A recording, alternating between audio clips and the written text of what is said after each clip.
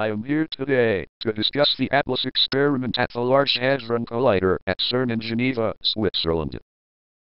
First, I would like to show you a short film about the Atlas detector. So without any further delay, let's get started. Oops. How did that get in there?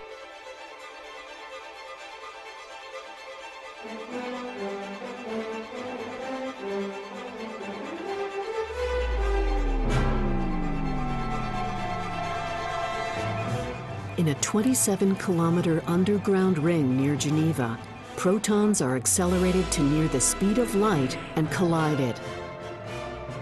Here at the CERN laboratory, scientists can recreate the conditions of the universe immediately after the Big Bang. The huge Atlas detector, which studies these collisions, took several years to assemble, but through animation, we can watch it in a few minutes.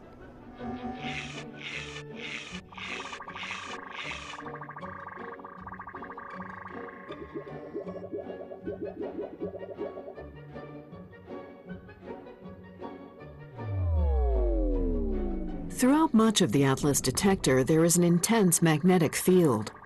This is produced by passing current through about 80 kilometers of superconducting cables housed within a large toroidal structure.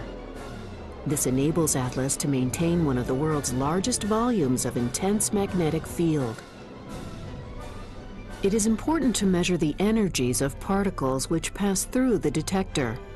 This is done by a device known as a calorimeter. Atlas has several types, which are arranged as barrels placed in both the center and at the ends of the detector. The 3,000-ton tile calorimeter is composed of steel and a special material which lights up when particles pass through.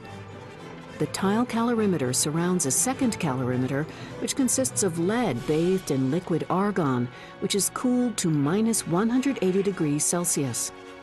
This is known as the electromagnetic calorimeter.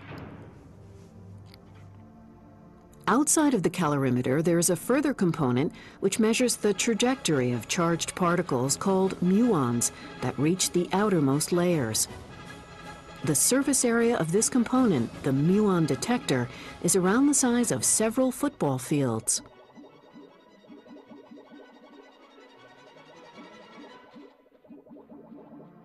Close to the heart of the detector, several components are designed to measure the trajectories of passing charged particles with an accuracy of close to 1/100th of a millimeter. One component, known as the transition radiation tracker, consists of several 100,000 tubes filled with gas and gold wires. Inside the transition radiation tracker are several detectors built out of silicon and divided into millions of thin strips and tiny pixels.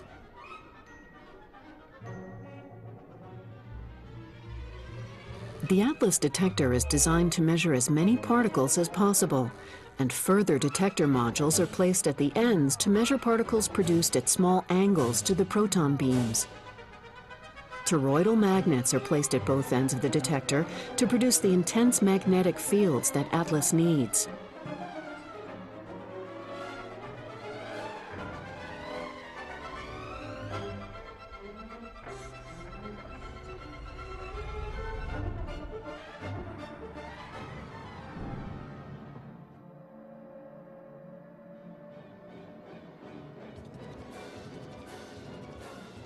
The detector construction is finished with the addition of further layers of detectors for measuring particles which reach the edges of Atlas.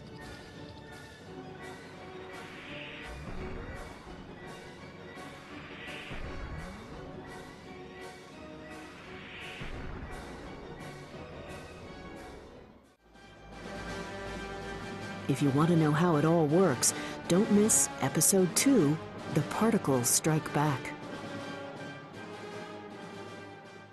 Unfortunately, that is all the time I have for today. Hopefully I can come back in the near future. Thanks for your time. Goodbye.